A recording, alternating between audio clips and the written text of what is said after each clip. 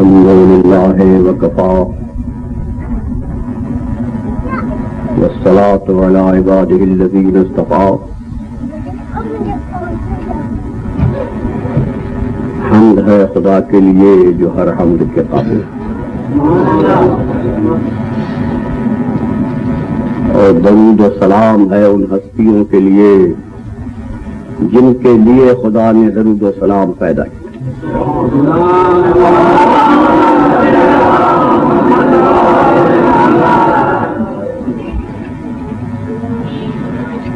بزرگان محترم، یہ تو مجھے یاد نہیں رہا آج کون سی مجلس ہے، یہ اشرا غالباً اب ختم ہو رہا ہوگا.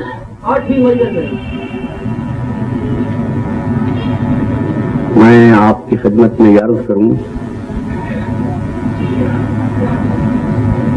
کہ جس اللہ نے ہمیں اس دنیا میں بھیجا ہے، یہ تو طے شدہ بات ہے کہ ہم خود نہیں آئے،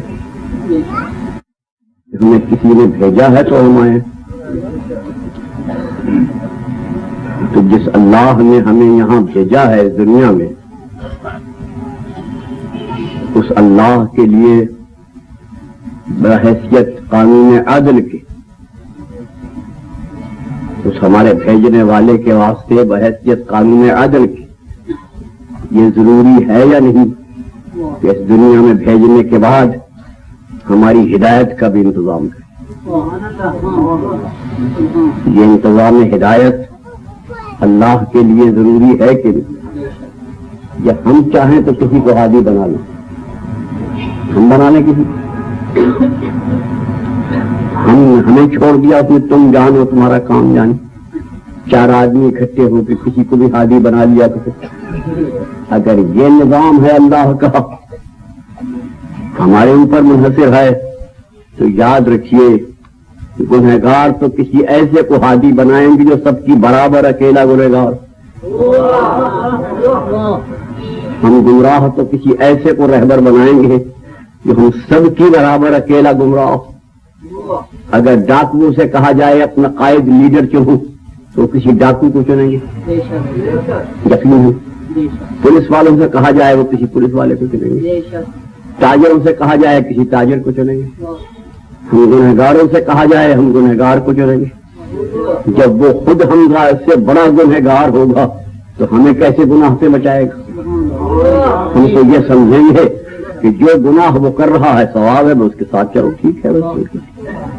پھر اللہ میاں اگر ہمیں یہ کہے کہ تم نے یہ گناہ کیوں کیا، ہم کہیں گے جناب آپ نے ہادی جو نہیں مقرر کیا تھا، ہمارے اوپر جو چھوڑ دیا تھا. اس لیے اللہ کہتا ہے نا یہ ہادی مقرر کرنا تمہارا کام نہیں، میں ہادی بھیجوں گا. اور دیکھو تم بہت کمزور ہو، تمہاری عقل تمہارے خیالات بڑے کمزور ہیں، ذرا سی دیر میں تم مرعوب ہو جاتے ہو. دنیا میں بڑی رنگینیاں ہیں، دنیا میں بڑی دلچسپیاں ہیں، دنیا اپنی طرف کھینچنے کے لیے بڑے اسباب رکھتی ہے. ہر وقت دنیا کشش میں ہے کہ تمہیں اپنی طرف کھینچے اور کھینچتی ہے. لہذا اس دنیا کی رنگینیوں سے بچا کر اس شان سے لے چلنا کہ دنیا کو استعمال بھی کرتے رہو اور اس سے بچ کے بھی رہو. تارک دنیا بھی نہ بنو اور دنیا دار بھی نہ بنو. تارک دنیا ہونا ہمیں پسند نہیں. من ترک دنیا للدین فلیسا منا، جو دنیا کو اس لیے چھوڑ بیٹھے کہ میں دیندار بنوں گا اس کا ہم سے کوئی واسطہ نہیں. دنیا ہم نے اس لیے نہیں بنائی کہ چھوڑ کے بیٹھ جاؤ، یہ بری بات ہے. ہم نے تمہیں انسان بنایا ہے، ترک دنیا بھی نہ کرو اور 100% دنیا میں بھی نہ ملوث ہو جاؤ. انسان ہو تو انسان بن کے رہو، سمجھے؟ بندہ بن کے رہو. اگر انسان ہو تو انسان بن کے رہو. تمہارے ایک طرف حیوان ہے، تمہارے ایک طرف فرشتہ ہے، نہ فرشتہ بنو نہ حیوان بنو، انسان بن کے رہو. سمجھے؟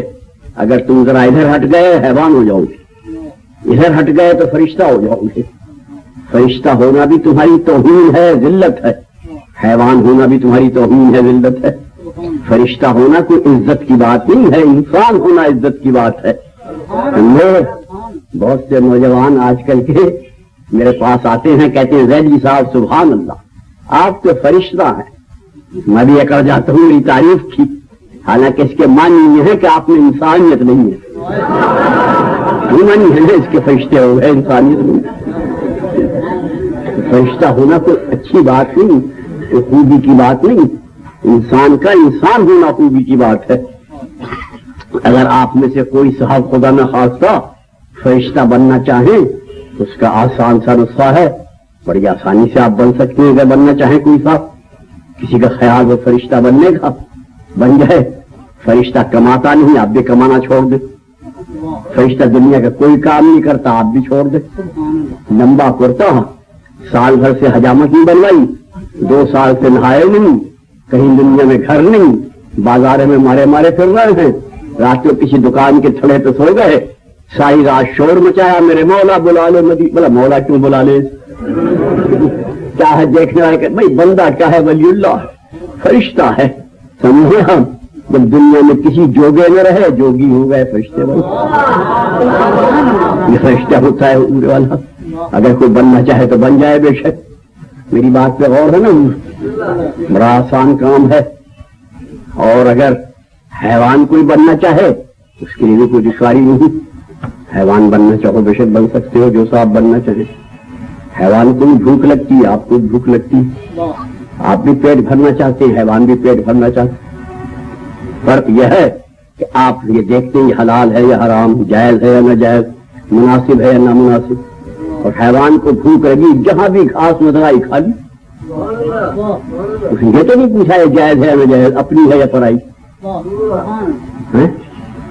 آپ اپنی گائے کے لیے چارہ لائے تھے، میری گائے جا کے کھا گئی، اسے کیا خبر اپنا ہے یا پرایا؟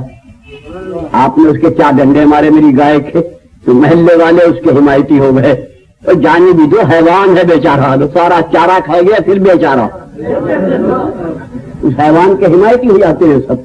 ہمارا سارا چارہ کھا گیا پھر اس کے حمایتی، ہمارا سارا کھیت کھا گیا پھر اس کے حمایتی، ہمارا پورا باغ ہضم کر لیا حیوان نے پھر اس کے حمایتی۔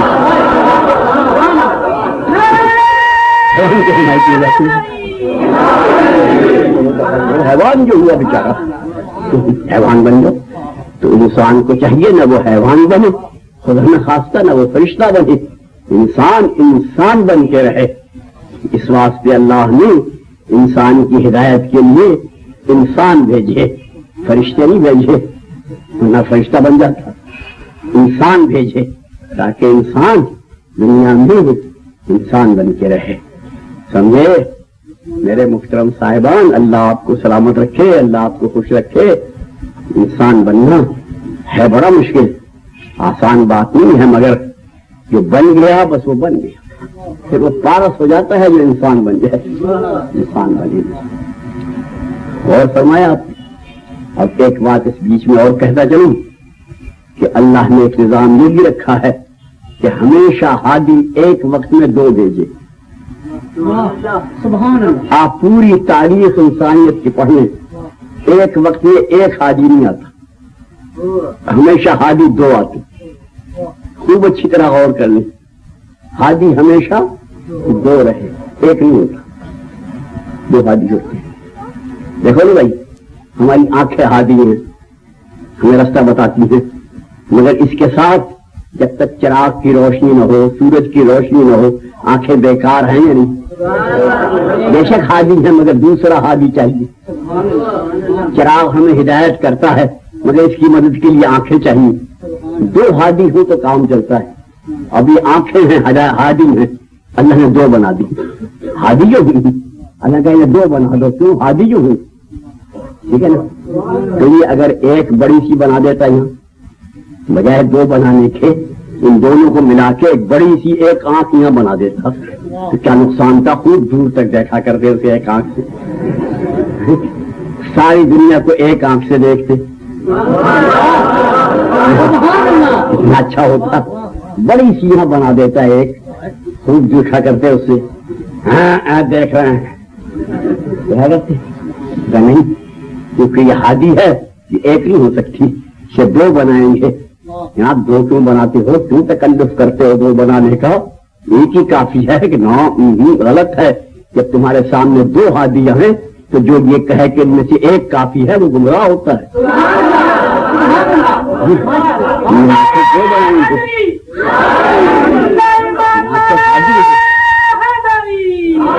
और तो सुनना साहिबान बात को, ये न कुरान न हदीस की बात नहीं, आपकी आंखों की बात है। अपनी आंखों देखी बात देखिए जरा। अल्लाह का दो बना दो। या अल्लाह एक अच्छी थी, बड़ी सजती है बात बीच में होती, बड़ा लुत्फा था कि नहीं, दो होती। हादी जो है देखो, अगर एक होती तो मुसीबत थी, किसी हाथ से जाती रहती फिर क्या करते बताओ, बेकार थे ना। इसलिए हमने दो बनाई कि दो में का एक अगर जाता रहे तो दूसरा उसकी जगह काम दे।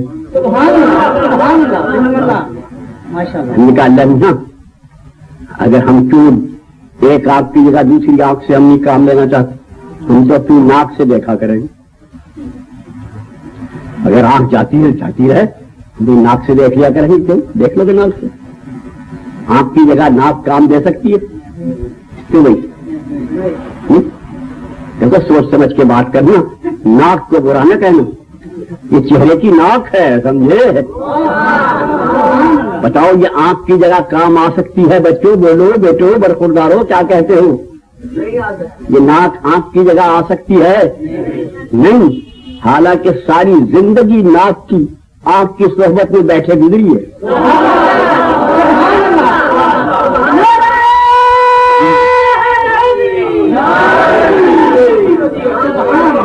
है ना। आंख की पक्की साहबी है, हमेशा साथ रही है आंख के, मगर आंख की जगह नहीं आ सकती। वाह वाह रे नाक वाह, आंख की जगह नहीं आ सकती, आ ही नहीं सकती। क्या किया जाए? तो जनाब मैं यहां से वापस जाऊंगा पाकिस्तान इंशाअल्लाह, और अगर फिर कभी आना हुआ, मैं जिंदा रहा और दुबई आया और मैं पाकिस्तान जाके ये हरकत करूं कि अपनी नाक यहां से कटवा के और यहां ना आंख की जगह इसे रखवा के टांके लगवा के अस्पताल में और ठीक हो जाऊंगा, और फिर आऊं दुबई और आके बैठूं नंबर पे, ईमान से कहो हंसोगे या नहीं? देख बोलो भाई, खूब तज़किरा करोगे, खूब चर्चा करोगे, तो देखा वो पाकिस्तान से पागल मौलवी आया है, उसकी नाक आंख की जगह लगा रखी है।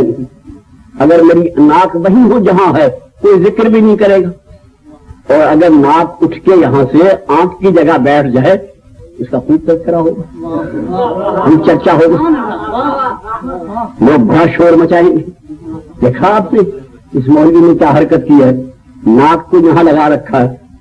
अब मैं नाक कहूं बाबा तुम्हारा क्या बिगाड़ा मैंने, तुम्हारा क्या नुकसान किया मैंने, तुम्हें क्यों तकलीफ हुई इसकी? मेरी अपनी नाक, मेरी अपनी आंख, मैंने अपने महल्ले वालों से सबसे मशवरा करके ये काम किया, मैंने सारे शहर की राय लेकर ये काम किया, मैंने अपने सारे मुल्क के वोट लेकर ये काम किया है। मगर आप के बुरा कह रहे हैं, फिर हंस रहे हैं। मैं लड़ता हूँ खामखा के ही, मेरी नाक को क्यों बुरा कहते हो? तो गौ किबला नाक को बुरा नहीं कहते, अगर अपनी जगह रहे तो कौन बुरा कहे, दूसरे की जगह बैठ गई तो बुरा कहते।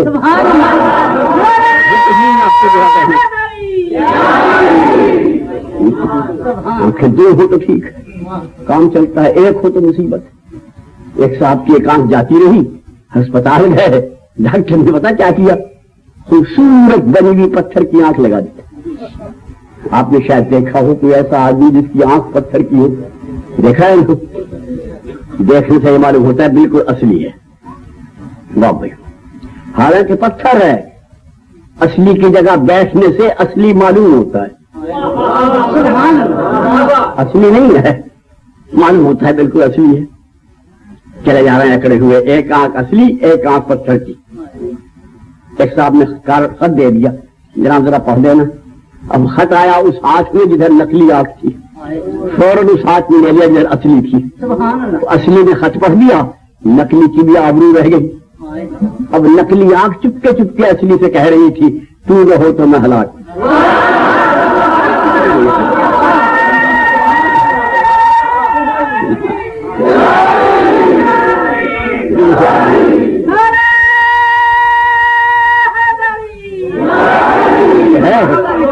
ہادی ہوں تو کام چلتا ہے، ایک ہادی سے کام نہیں چلتا، میرا مطلب یہ ہے حضور دیکھو نا کان ہادی ہیں، آوازوں کی ہدایت کرتے ہیں، اللہ نے کہا 2 ہونے چاہیے، ٹھیک ہے نا 2۔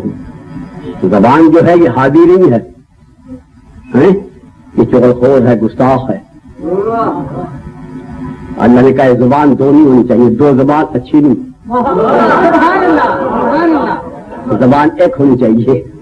پھر زبان کو احتیاط کیا کی ہے کہ اسے گھر کے مکان میں مکفل کیا، بہن کے مکان میں رہو، پھر سامنے دانتوں کا کٹہرا لگایا، پھر ہونٹوں کے چوار لگائے دروازہ تاکہ یہ باہر نہ نکلے، لال رنگ کی ہے، دیکھنے میں نازک ہے، یہ لال رنگ والی نازک گھر میں رہے تو خیریت،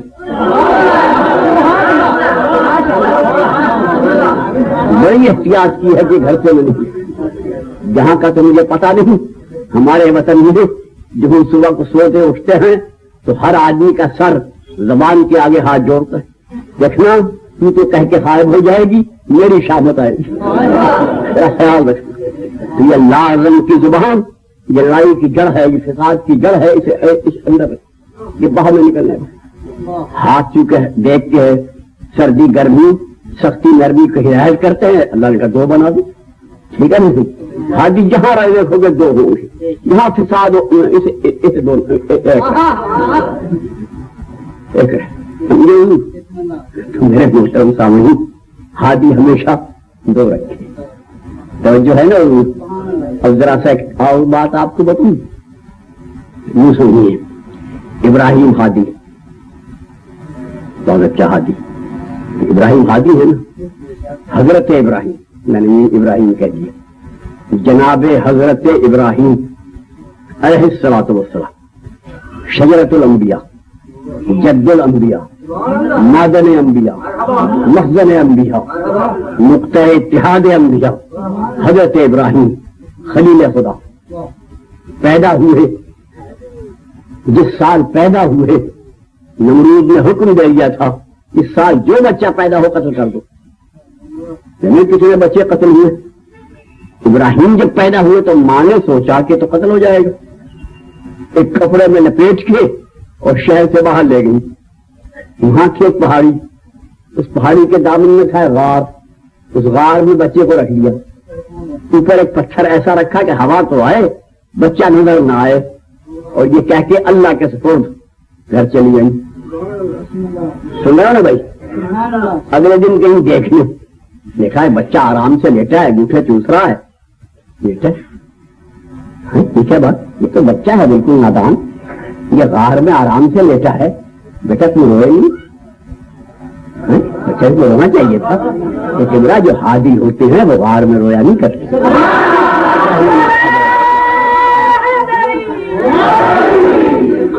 بڑے آرام سے لیٹے، ماں روز جا کے دیکھ آتی ہیں اور چلی آتی ہیں، دیکھتے ہیں۔ محترم بزرگوں قصہ مختصر کرتا ہوں، بات طویل نہ ہو جائے، کس طرح وشو نہ ہو رہی ہے غار میں، اللہ جو پال رہا ہے، اللہ پالتا ہے تو اس کی شان ہی اور ہے کہ 1 مہینے میں اتنے ہو گئے جتنے اور بچے 1 سال میں، اور سال میں ایسے ہو گئے جیسے 5 سال کے، اور 5 سال میں ایسے ہو گئے جیسے 15-16 سال کے، اور 10 سال 8 سال میں ایسے ہو گئے جیسے جوان پورے داڑھی بھی آ گئی، مانے کا چلو اب لے چلوں، کیونکہ اب لوگ تمہیں دیکھ کر یہ سمجھیں گے ہی نہیں کہ اس سن میں پیدا ہوا ہے، تو معلوم ہوتا ہے کوئی 30-35 سال کا آدمی ہے، یہاں پہ ابراہیم یہ کیا ہوا، جب 8 سال کے ہو تو 40 سال کے کیسے ہو گئے؟ کہیں گے جناب یہ غیبت کی آب و ہوا کی تاثیر ہے، جب کوئی غائب ہو جائے چاہے 8 سال میں آئے یا 1,00,000 سال میں آئے 40 سال کا ہوتا ہے، یہ آب و ہوا غیبت کا اثر ہے۔ سنا آپ نے آتے دیکھا کہ ستارے پرست ستاروں کو پوج رہے ہیں، آپ بھی بیٹھ گئے ان کے پاس کہ بھائی یہ ہے خدا، یہ نہیں کہا کہ میں مانتا ہوں یہی ہے خدا، کیوں بھائی یہ ہے خدا، یہ ہے خدا،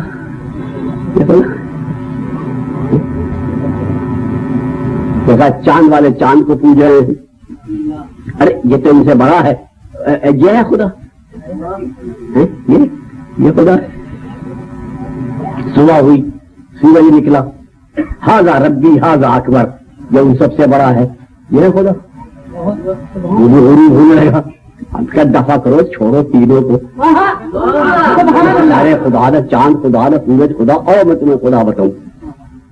جو ہے نا صاحب، گھر آئے، واقعہ کتابوں میں نہیں لکھا ہے جو میں کہہ رہا ہوں، میرے اپنے کہنے کا طریقہ ہے. آپ ہنسیں گے، آپ کی مرضی نہ ہنسیں مجھے، اور میں کیا کروں. مولوی صاحب تو میں ہوں نہیں جو عربی فارسی میں سنوں آپ کو، سیدھی سیدھی بات کرتا ہوں. گھر جو ہے تو باپ کا تو انتقال ہو گیا تھا، ان کے باپ کا نام تھا تارخ، چچا زندہ تھے، چچا کا نام تھا آذر. تو شریف گھرانوں میں چچا کو بھی ابا کہتے ہیں. وہ ابا جان جو تھے چچا، وہ کام کیا کرتے تھے، ان کا ذریعہ معاش کیا تھا، ان کا پیشہ کیا تھا، کیا کرتے تھے، خدا بناتے تھے لوگوں کے. یہ حضرت ابراہیم کا گھر خدا ساز فیکٹری تھا، اور وہ آذر اس کے پروپرائٹر تھے اور خدا بنتے تھے. چھوٹے بڑے، قیمتی کم قیمت، پتھر کے، لکڑی کے، مٹی کے، چاندی کے، سونے کے، ہر سائز کے، ہر قیمت کے خدا بنتے تھے. دیکھا تم غور سے دیکھا، یا اللہ میں نے ستاروں کو بھی جھٹلا دیا، چاند کو بھی جھٹلا دیا. یہ کیا مصیبت آئی، میں اس گھر میں پیدا ہوں جس میں اتنے جھوٹے میں رکھے. اللہ کا ابراہیم فکر نہ کرو، جس بندے سے جوانی میں ہم انہیں توڑوانا چاہتے ہیں انہیں اسی گھر میں پیدا کرتے ہیں جہاں یہ ہو.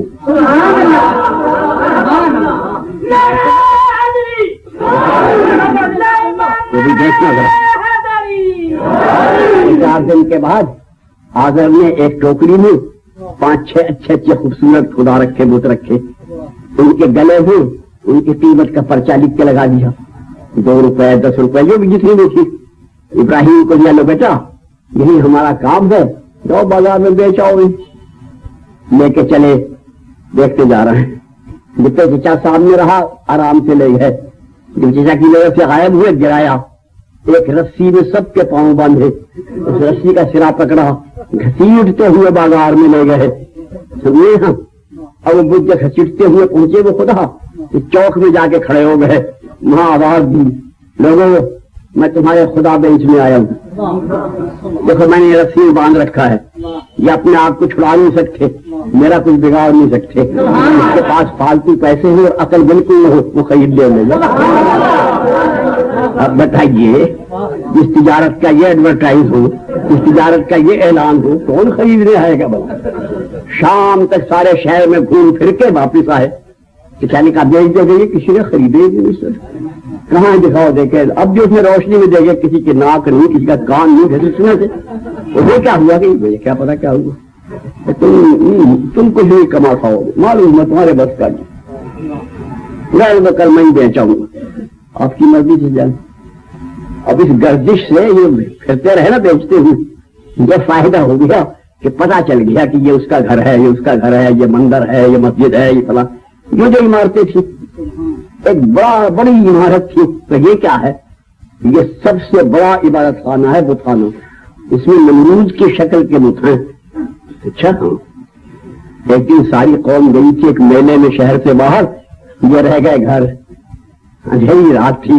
کوئی غور سے سننا، قبلہ قرآن کا قصہ ہے. رات کو چپکے سے اس مندر میں چلے گئے، کلہاڑی ساتھ، ایک رسی ساتھ، جتنے چھوٹے چھوٹے بت تھے سارے توڑ دیے، اور جو بڑا بت تھا اس کے گلے میں وہ کلہاڑی لٹکا دی باندھ کے رسی. دروازہ بند کیا، گھر آ گئے. صبح کو آئے وہ کہ پجاری، وہی دیکھا ہمارے خداؤں پہ کسی نے شبخون مارا ہے، یہ کیا ہوا؟ بڑے پریشان. ایک شخص کا ان فتن یذکرہ یقال لہ ابراہیم. ایک فتح ہے، لفظ فتح یاد رکھیں، ایک فتح ہے جو ان کی برائیاں کرتا ہے، اس کا نام ابراہیم ہے. ایک فتح ہے، سمجھے نہیں؟ لفظ فتح استعمال کیا. معلوم ہوا اصطلاح عرب میں بت چکن کو فتح کہتے ہیں. اور سمجھے آپ، لا فتح اللہ.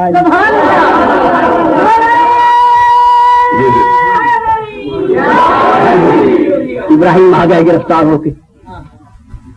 اب وہ بت پرست جو تھے مندر کے پجاری، کیوں ابراہیم یہ تم نے توڑے ہیں؟ بولتے کیوں نہیں؟ اور تم نے توڑے گے؟ اب جھوٹ بھی نہیں بولنا چاہتے. ہاں کہے تو پٹائی ہو. کہا کیا؟ اس بڑے سے پوچھو، اسی گلے میں کلائی تھی، اب بڑے میاں اس میں مارے گئے، دوسرے کی بلا اپنے گلے ڈال دی۔ اس بڑے سے پوچھو، کوئی تو بولتا ہی نہیں، پہ بھائی ہو، نہ بولتا ہے، نہ چھوٹوں کو بچا سکتا ہے، نہ اپنے گلے سے یہ بلا نکال سکتا ہے، ایسے ذلیل کو خدا سمجھتے ہو؟ یہ قرآن کا فیصلہ۔ سب نے مل کے کہا بات تو ٹھیک ہے، تو یہی بات، واقعی ہم بڑے ذلیل ہیں، یہ ہیں تو بڑے ذلیل یہ بت، مگر اب بنا جو بیٹھے، یہ مصیبت بنتی ہے کہ بلا قائل تو سب ہے دل سے کہ واقعی غلطی ہوئی، پر اب بنا جو بیٹھے، بنا جو بیٹھے۔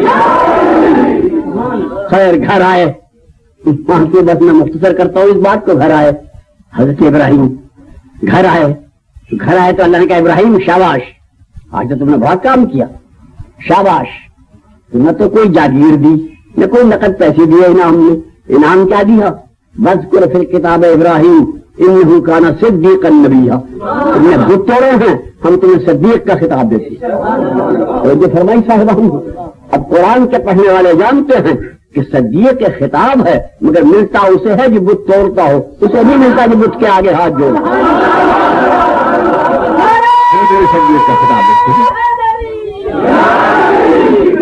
اب میں نوجوانوں سے ایک بات کر کے اب بات کو آگے بڑھاتا ہوں۔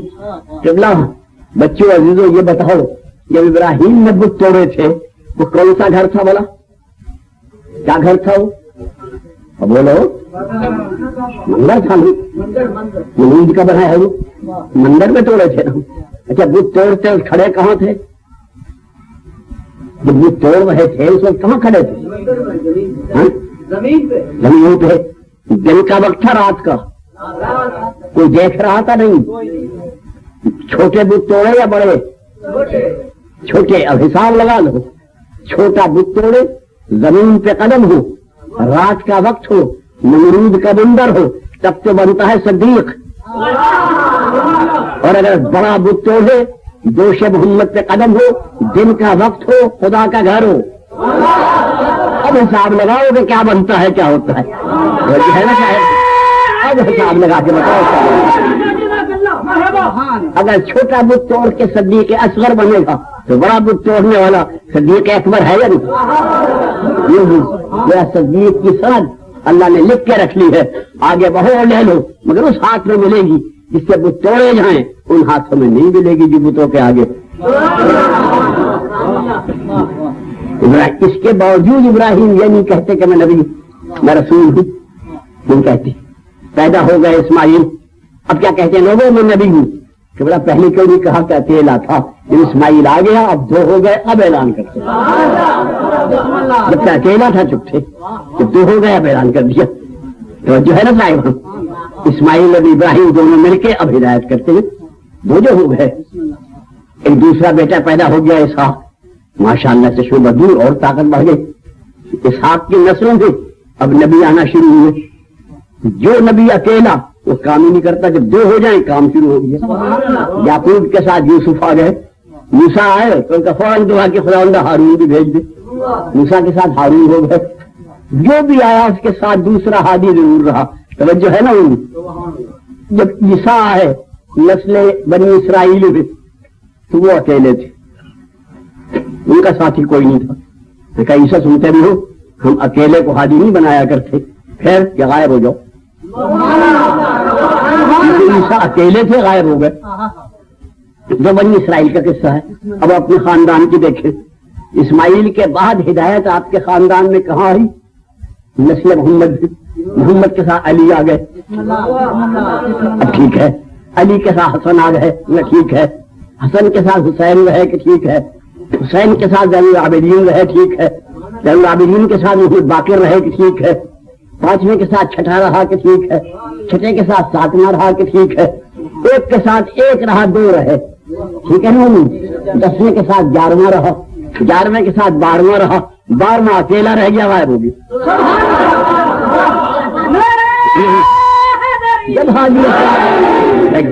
جب دو ہوں گے کام چلے گا، جب تک آپ کا 12واں اکیلا رہے گا غائب رہے گا۔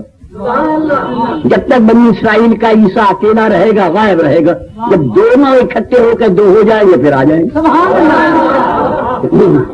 اب یہ بتائیں یہ چل کے جائیں گے آسمان پہ یا وہ چل کے آئیں گے زمین پہ؟ تھوڑی دیر کے بعد فیصلہ ہو گیا، آپ والا آگے کھڑا ہو گیا، عیسیٰ پیچھے کھڑے ہو گئے۔ بہت سے مسلمان کا بھائی یہ تو کچھ غلط ہو، نبی پیچھے امام آگے، انہوں نے بحث شروع کر دی۔ وہ بحث کر ہی رہے تھے، پتہ نہیں آپ لوگ جانتے یا نہیں، ادھر سے ایک پٹواری آ گیا۔ پٹواری جانتے پٹواری؟ پٹواری آ گیا ہے، کان میں قلم بغل میں بستا۔ پٹواری جی کہاں سے آ رہے ہو؟ کوئی جھگڑا کس بات پہ کر رہے ہو؟ کہ جی کوئی کہتا ہے عیسیٰ آگے ہونا چاہیے، کوئی کہتا ہے امام آگے ہو۔ پٹواری کا یہ تو میں فیصلہ کر دوں، یہ تو میرے فیصلہ کرنے کی بات ہے۔ کیسے کہ عیسیٰ زمین چھوڑ گئے، بے دخل ہو گئے، چلے گئے زمین چھوڑ کے بے دخل۔ یہ آج کے زمین پہ قابض ہے دخیل کار، قابض کے ہوتے ہیں بے دخل کو کیا حق کرنا پائیں گے؟ پٹواری تو یہ فیصلہ کر دیا، اب ہم لڑ رہے ہیں، مگر منظر دیکھنے کے قابل ہے نصارہ کا اور مسیحی کا۔ نصارہ کا بیٹا خدا کا بیٹا پیچھے، مسیحی کے خدا کا بیٹا آگے، حملہ ہو رہا ہے۔ دونوں کو کہیں گے جب دو ہوں گے پھر رائے شروع ہو جائے گی۔ میرا مطلب یہ ہے کہ ایک سے اللہ ہادی نہیں بناتا، دو ہونے چاہیے، سمجھے نہیں؟ توجہ فرمائیے آپ، ہمیشہ اللہ نے دو رکھے۔ اب میں اس گفتگو کو ذرا ختم کرتا ہوں یہ کہہ کے قبلہ آپ سے کہ جب دو رکھے، ایک کو رکھا تابع، ایک کو رکھا مطلوب۔ جب ابراہیم کے زمانے میں اسماعیل تھے، اسماعیل تابع تھے، ابراہیم مطلوب تھے۔ محمد کے ساتھ علی تھے، علی تابع تھے، محمد مطلوب۔ ایک شاہد تھا، ایک مشہور۔ یہ نہیں دوسرے لفظ نہیں کہیے کہ ایک نبی ہوتا ہے ایک وقت میں، ایک امام تابع ہوتا ہے نبی، ایک نبی ہوتا ہے ایک امام تابع ہوتا ہے، نبی اس سے مطلوب ہوتا ہے، یہ ہوتا ہے اور جو ہے نا حضور والا۔ اور جب نبوت ختم ہو جائے تو امام ہوتا ہے، دوسرا اس کا مامون ہوتا ہے، اس کا زمانہ ہے وہ امام ہو جاتا ہے۔ یہ سلسلہ ہے جو ہمیشہ جاری رہے گا، طریقہ جاری ہے۔ اب آج نبوت ختم ہو گئی، نبی تو اب کوئی آ نہیں سکتا، آ سکتا ہے چھوٹا موٹا کوئی۔ میرا اپنا ارادہ ہے، اگر آپ مان لیں تو آ سکتا ہے، نہیں جانے بھی تو مان لو، کیا بات ہے۔ جو کمائی ہوگی تمہیں حصہ دوں گا، مانتے بولو مانتے ہو؟ نہیں نہ صحیح، چلو جانے نبی تو نہیں آ سکتا، امام ہے نا بھائی، امام ہے ماشاء اللہ۔ بڑے فخر سے کہو، سیرہ تان کے کہو، آنکھوں میں آنکھیں ڈال کے کہو کہ امام ہے۔ کہو ایک دفعہ، ہمارا امام ہے، ہم وہ ہیں جن کا امام ہے، ہمارا امام ہے۔ بے امام کے دنیا میں کوئی نہیں، مگر ہم وہ ہیں جن کا امام ہے۔ باقی آپ کسی فرقے کو بلا لیں، کسی فرقے کے عالم کو بلا لیں، اس سے پوچھے قبلہ آپ کا امام، تو وہ کہے گا حضرت امام اعظم رحمت اللہ علیہ میرے امام تھے۔ تمہارے بھائی کے امام مالک رضی اللہ عنہ میرے امام تھے، ان سب کے امام تھے، ہمارا امام ہے۔ یہ ہم اور ان میں فرق ہے، اس لیے وہ امامیہ نہیں کہلا سکتے، ہم امامیہ کہلاتے ہیں، اس لیے کہ ہمارا امام ہے، ان کے امام تھے، ہمارا امام ہے۔ ایک اور فرق ہے بھی ہے، چونکہ ان کے امام تھے، ہمارا امام ہے، اس لیے وہ مر جاتے ہیں، ہم مر نہیں سکتے چونکہ ہمارا امام ہے۔ ہمیں موت نہیں آ سکتی چونکہ ہمارا امام ہے۔ وہ مرتے ہیں اس لیے کہ ان کے امام تھے، ہم نہیں مر سکتے، ہمارا امام ہے۔ جن کا امام ہے وہ نہیں مر سکتے، ہمارا وارث ہے، ہمارا مالک ہے، ہمارا سائیں ہے، ہمارا خبرگیرہ ہے، ہمارا دیکھنے والا ہے، ہمارا نگراں ہے، ہماری ہر بات کی خبر رکھنے والا ہے۔ اگر غلطی سے ملک الموت نے ہمیں مار دیا تو ملک الموت کی سزا نہ ہو جائے تو میرا ذمہ، اس کی کیا مجال ہے وارث والے کو مار دے، اس کی کیا مجال ہے سائیں والے کو مار دے۔ ہم مر ہی نہیں سکتے. ہمارا ایمان ہے. قبلہ ہو کہ ہاں ہوں, ہیں آپ کے ہاں ہوں, کہاں ہو کہ میں نہیں جہاں ہوں. ہم نے سنا ہے کسی غار میں ہو کہ بالکل نہیں, غار کا بڑا تلخ تجربہ ہے. کہاں چھپے بیٹھے ہو, تمہیں نہیں پتا کہاں ہوں میں. نہیں, تم نے پڑھا نہیں میرے متعلق کہ میں کہاں ہوں. کہ قبلہ بتاؤ نا کہاں ہو. اچھا پڑھ کے دیکھو. ہاں تم میرے متعلق صاحب الدعوت النبویہ, یہ ہے تمہارے ایمان کی شان. صاحب الدعوت النبویہ حضور محمد مصطفیٰ کی طرح تو تبلیغ کرتا ہے. بس سورت الحیدریہ, اور حیدر کرار جیسا اس کا اقبال ہے. والعصمت الفاطمیہ, اور فاطمہ جیسی اس کی عصمت ہے. والحلم الحسنیہ, اور حسن جیسا اس کا حلم ہے. اور شجاعت الحسینیہ, حسین جیسا وہ بہادر. ہاں علی کے لیے شجاعت کا لفظ نہیں آیا, حسین جیسا بہادر. سبحان اللہ. والعبادت السجادیہ, زین العابدین جیسا عابد ہے. وہ معاصر الباقیہ, اور محمد باقر جیسے آثار علمی ہیں. وہ آثار الجعفریہ, اور جعفر صادق جیسے اس کی فقہ اور تبلیغ ہے. وہ علوم الکاظمیہ, کاظم جیسے اس کے علوم ہیں. بل حجج الرضیہ, امام رضا جیسی اس کے پاس دلیلیں ہیں. وجود التقویہ, امام محمد تقی جیسی اس کی سخاوت ہے. نقابت النقویہ, علی نقی جیسی اس کی طہارت, نظافت, پاکیزگی اور نزاکت ہے. بل حیبت العسکریہ, حسن عسکری جیسی اس کی حیبت ہے. اور بل غیبت الالہیہ, اور اللہ جیسی اس کی حیبت, حیبت اللہ جیسی ہے.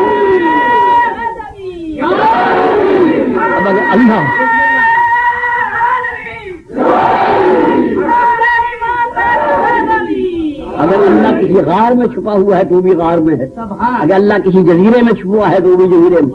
اور اگر اللہ سب جگہ ہے اور غائب ہے تو بھی سب جگہ ہے اور غائب ہے.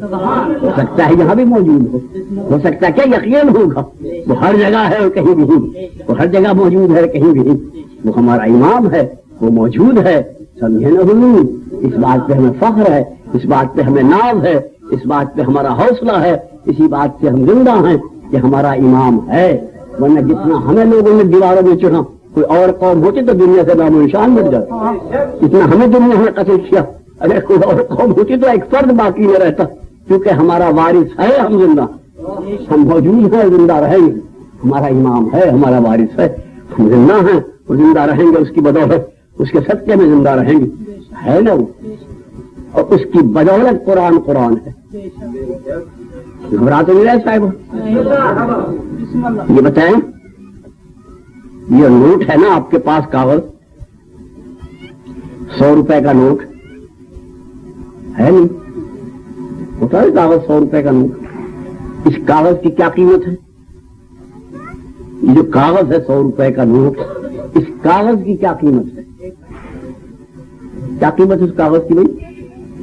کچھ نہیں. ہاں یہ کچھ تو ہوگی نا, 1 پیسہ. چلو اس پہ جو رنگ وغیرہ ہے, چھپائی کا خرچ آیا ہے, تو اب کیا قیمت ہو گئی ہوگی؟ چلو 2 پیسے سمجھ, 3 پیسے سمجھ. مگر بازار میں کیا قیمت ہے اس کی؟ جس کی اصلی قیمت 3 پیسے ہے, بازار میں کیا قیمت ہے اس کی؟ 100 روپے. بھائی 100 روپے کیسے ہو گیا 3 پیسے کا کاغذ؟ یہ 100 روپے کے ہو گیا. جناب آپ کو نہیں معلوم, حکومت نے اعلان کیا ہے کہ اس کی قیمت کا سونا حکومت کے خزانے میں محفوظ. سبحان اللہ. تو سونے کی قیمت 100 روپے ہے, اس لیے اس کی قیمت بھی 100 روپے ہے. سمجھے؟ مطلب یہ کہ اس کا ہم قیمت چونکہ حکومت کے خزانے میں ہے اور ہماری نظروں سے غائب ہے, اس لیے اس کی قیمت 100 روپے ہے. سمجھے حضور؟ اب آپ قرآن کی قیمت دیکھیں, اس کا ہم قیمت چونکہ خدا کے خزانے میں غائب ہے تو قرآن کی قیمت کوئی حیثیت نہیں. اس کا ایک ہم قیمت خدا کے خزانے میں غائب ہے, اس لیے اس کی اہمیت ہے, اس لیے اس کی قیمت ہے. ورنہ کچھ بھی اللہ کی طرف سے انتظام یہی ہے کہ ادھر سے وہ غائب ہے, ادھر کتاب کی قیمت ہے. ورنہ کتاب کی کوئی قیمت نہیں کاغذ کی, اگر اس قیمت سے عہدہ ہو جائے, اس سے جدا ہو جائے. تو جو ہے نا وہ ایک بات اور سن ہو, اس کے بعد میں ختم کر دوں. سن رہا ہے نا بات؟ یاد رہے گی نا میری بات؟ میری باتیں بچوں کو یاد رہے گی, تم یاد رہیں گے. تم ایک بات سنو, ہمارا روز اللہ سے واسطہ پڑتا ہے. پڑھتا ہے یا اللہ یہ کام ہے، یا اللہ یہ دعا ہے، یا اللہ یہ کام کر دے، کہتے نہیں کہتے؟ اور اللہ بھی ہم سے کہتا ہے نماز پڑھو، روزہ رکھو، سچ بولو، یہ ہے۔ خوب غور سے سن لینا میری بات، اللہ یہ نئی سی توجیہ ہے مگر ذرا غور فرمائیں۔ اللہ بھی ہمیں احکام جاری کرتا ہے ہر وقت، اور ہم بھی اللہ سے التجا کرتے ہیں ہر وقت، توجہ ہے نا؟ تو جو اللہ کے احکام بندوں تک پہنچائے، یہ کرو، یہ کرو، یہ کرو، یہ نہ کرو، جو ہادی، جو رہبر اللہ کے احکام بندوں تک پہنچائے اسے نبی کہتے ہیں، اور جو وسیلہ، جو ہادی، جو رہبر ہماری التجائیں اللہ تک پہنچائے اسے امام کہتے ہیں۔ اللہ کے احکام ہم تک پہنچانے والا نبی، اور ہماری عرضیاں اللہ تک پہنچانے والا امام۔ جو ہے نا عمرے والا، ہمیں مشکل پڑھے کسے پکارے؟ بولو بھائی، نبی کو۔ نبی کہے گا نہیں، میں تو اللہ کے احکام پہنچانے کے لیے ہوں، تم اپنے امام کو پکارو تو تمہارے احکام پہنچاتا، تمہارا امام سے مشکل کشا ہے، ہماری عرضیاں پہنچاتا ہے۔ اللہ کے احکام پہنچانے والا نبی اور ہماری عرضیاں پہنچانے والا امام۔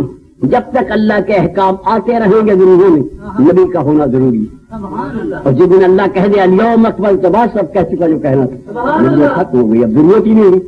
مگر جب تک ہم اور ہماری عرضیاں باقی ہیں، امام کا ہونا ضروری ہے۔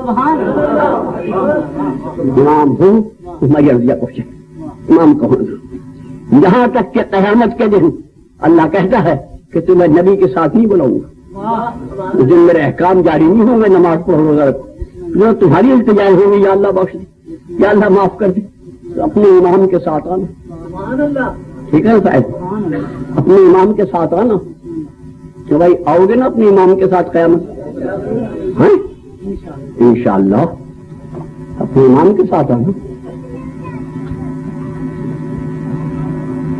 آؤ گے نا امام قیامت میں، آؤ گے امام اپنے امام کے ساتھ آنا انشاءاللہ۔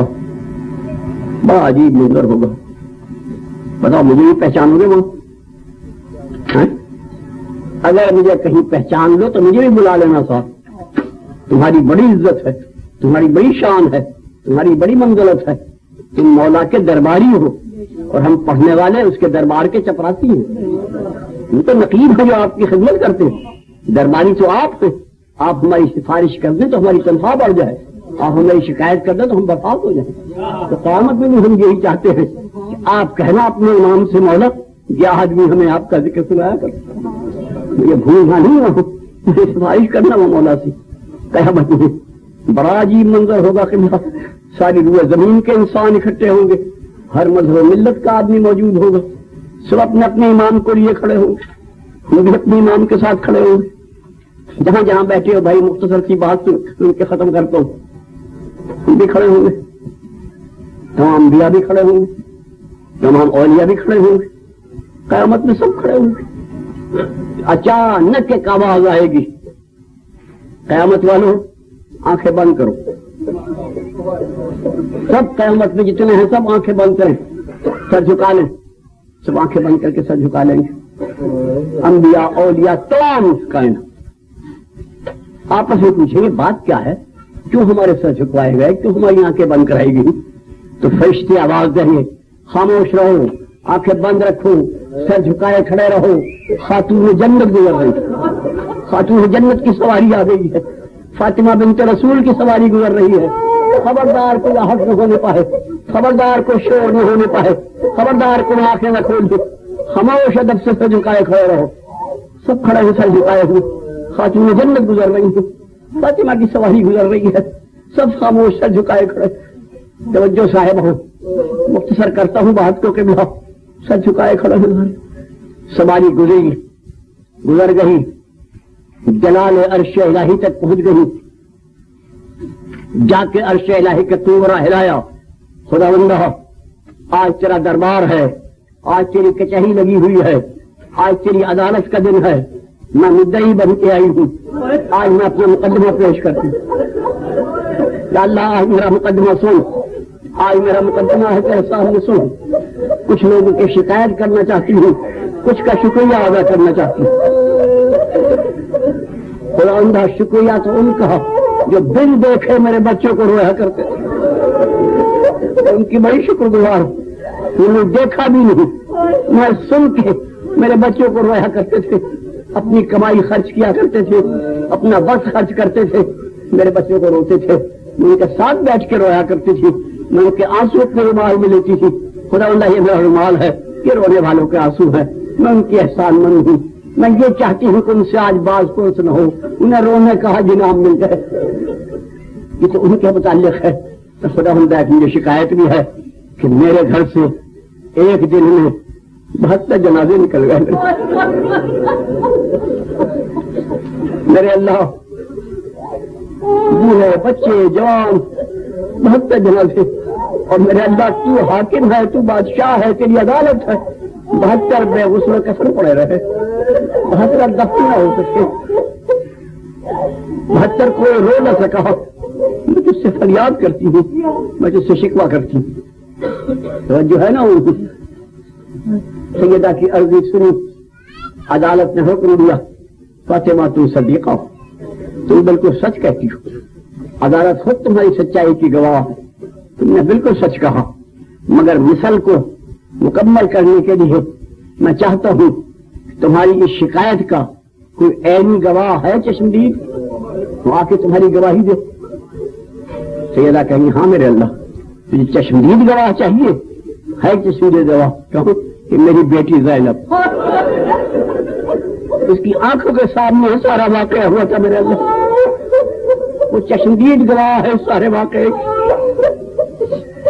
ذرا سنتے رہے میرے بھائیوں، میرے بزرگوں، عدالت کا حکم ہوگا، جنت سے چند ہوئے چند معزز فرشتے سواری لے کر جائیں اور پورے احترام کے ساتھ زینب کو لے آئیں۔ زینب تیری ماں مدعی ہے، تجھے گواہ بنایا ہے، عدالت نے بلایا۔ فرشتے گئے، پورے گئیں، تھوڑی دیر میں واپس آئے، کیوں زینب کو لائے کہ نہیں؟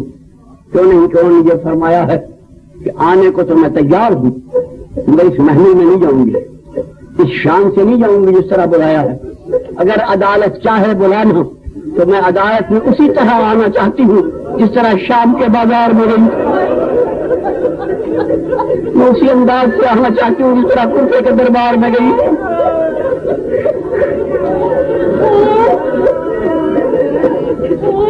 حکم آؤ جس طرح تم چاہو۔ اب زینب کس طرح آئی؟ ننگے سر اونٹ پہ زینب، زین العابدین کے ہاتھ میں لحاظ، قیامت میں ماتم شروع ہو گیا، چاروں طرف ماتم ہونے لگا، ہے زینب ہم تیرے مسلم ہونے والے۔ اب ہوئی اصلی قیامت، اب ہوئی قیامت میں اصلی قیامت۔ خداوندہ میں نے اپنی آنکھوں سے سب کچھ دیکھا، میرے سامنے سب کچھ ہوا، میری نظر کے سامنے سب کچھ تھا، میں اپنی آنکھ سے دیکھ رہی تھی، میں اپنے سامنے دیکھ رہی تھی۔ خداوندہ تو دیکھ لے، یہ میرے بازو پہ رسی کے نشان ہے، یہ میرے ہاتھوں میں رسی کے نشان ہے، میرے اللہ یہ میرا صفحہ اس سے بڑھاپے میں کھل گیا۔ میں درباروں میں بیان کی، میں نے بازاروں کی حالتیں دیکھی، میں تجھ سے فریاد کرنے آئی ہوں، میں تجھ سے شکایت کرنے آئی ہوں، اور میں بھی شکر گزار ہوں ان مردوں کی جو ہمارے مردوں کو رہے، اور ان عورتوں کی جو ہماری عورتوں کو۔ محترم سامعین، بات ختم ہے۔ جب آپ کی مجلس ہوتی ہے اور اعلان کرتے ہیں آپ مجلس کا، تو جو فرشتے موکل ہیں اس پر، وہ آپ کا اعلان لے کر خدمت میں رسالت میں آپ کی ائمہ کی جاتے، اس اعلان کو پڑھ کر باقی ائمہ کو تو مجھے پتا نہیں، دو ہستیاں ادھر اعلان مجلس کا پڑھا، ادھر زینب نے کہا زین العابدین بیٹا مجلس ہو رہی ہے، چلو چلے، یہ کام تو ہم نے کرنا تھا، وہ یہ کر رہے ہیں۔ یہ دونوں پھوپھی بھتیجے لازم بناتے ہیں، زین العابدین مردوں میں بیٹھ جاتے ہیں، زینب خواتین میں بیٹھ جاتی ہیں، زین العابدین تمہیں دعا دیتے ہیں، زینب خواتین کو دعا دیتے ہیں۔ خدا ہم یہ خواتین تمہارے پردے کو قائم رکھے، تمہارے بچوں کو سلامت رکھے، تمہاری گود آباد رہے، تمہارے سہاگ قائم رہے۔ زینب دعائیں دیتی ہیں، بیویوں تمہاری خاطر میں نے اپنے بچے قربان کر دیے تھے، تمہاری خاطر میرا گھر لٹ دیا تھا۔ اور زین العابدین آپ سے کہتے ہیں میں تمہارا شکر گزار ہوں، میں تمہارا احسان مند ہوں، ورنہ مجھے تو آ کے کسی نے فاتحہ بھی نہیں پڑھی تھی، میرے واسطے تو کسی نے تسلی کا لفظ بھی نہیں کہا تھا، تمہارا احسان مند ہوں۔ خدا تمہاری مجلس کو قبول و منظور فرمائے، اللہ تمہاری محفل کو منظور فرمائے، خدا تمہاری صحیح کو مشہور فرمائے۔ بحق محمد وعلى محمد. ربنا تقبل منا انك انت السميع العليم. اللهم صل على محمد وعلى محمد